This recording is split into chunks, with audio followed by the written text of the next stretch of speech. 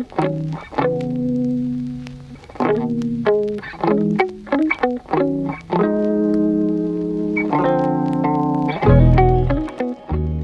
friends, welcome back to another episode of With Purpose. I am really glad you're here, and I am excited because today we're going to kick off a 4-part series on work. And we're going to be looking at work through a few different perspectives. And today we're going to talk about work from the lens of a hummingbird, which you're saying, what the heck has been on about? Well, let me explain this to you. You all are familiar with birds. My wife's a birder. She loves to watch the birds, and recently she told me that the hummingbirds are back in Kansas. So, of course, we've got our hummingbird feeder out. We're watching for when they will come and feed on our back porch, and it's really exciting.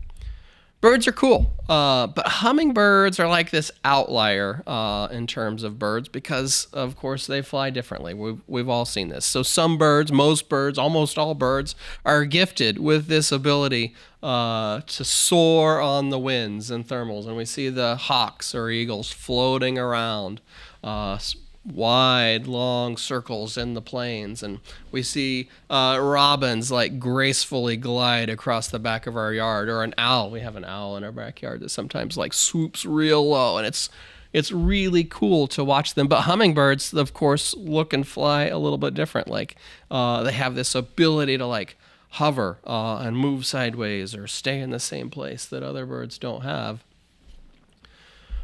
Which benefits them in some ways, but as a bird, it actually makes their life pretty hard because they don't have the benefit of these giant wings that they can just float or rest on when the winds are just right.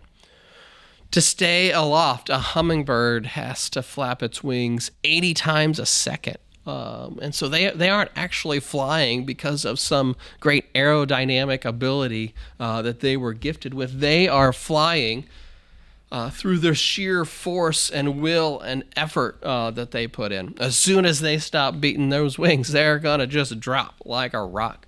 And so hummingbirds are built different.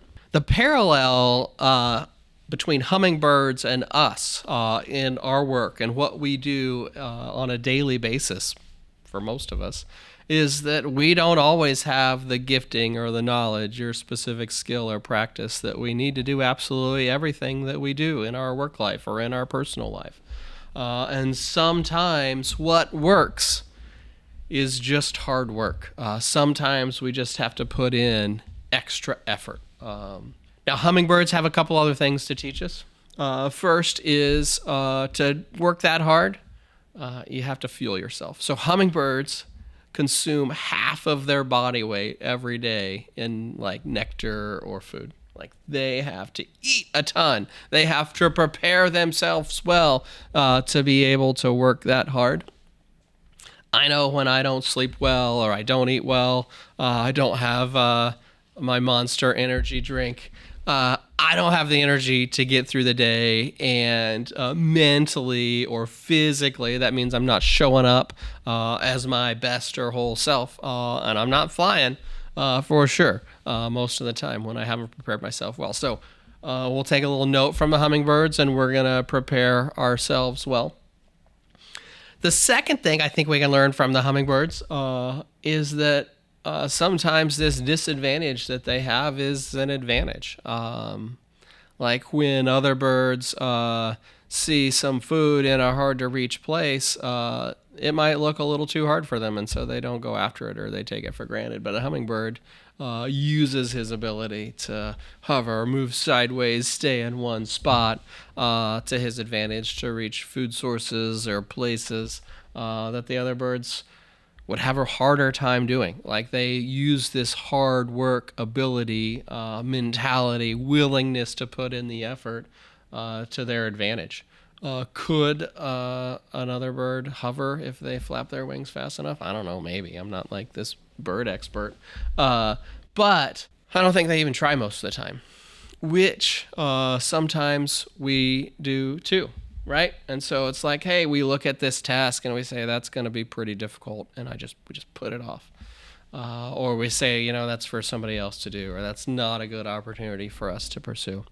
The hummingbird doesn't do that, though. They keep beating their wings. They keep doing their 80 times per second to do their hummingbird thing. The hard work is what gets them through in those tough times. So, first week of our 4-part series on work is about hummingbirds and how sometimes what it takes is just hard work. And that's a good thing. It's something we should dive into, be excited about, fuel, and prepare ourselves for, and then take advantage of our willingness to do hard work.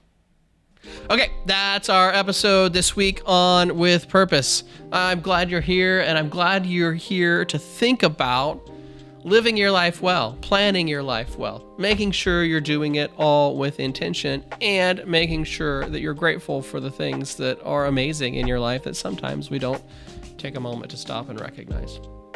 So, I want to do that right now intentionally with you.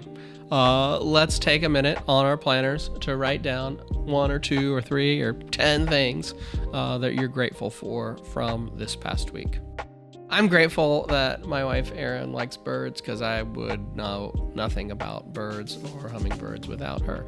She makes me better.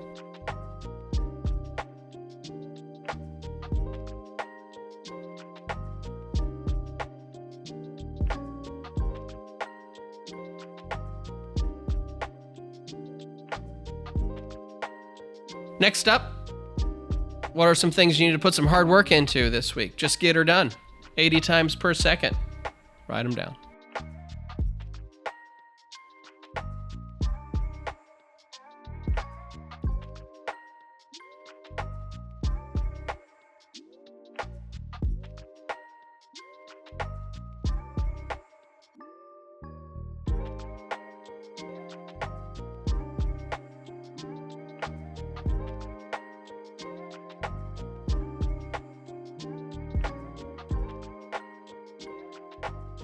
Okay, first question for you to process on this working like a hummingbird idea this week is, what are 1 or 2 areas in your life that are like this, that just require consistent effort?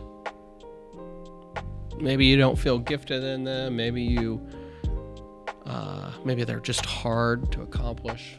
What are 2 areas that are like this for you?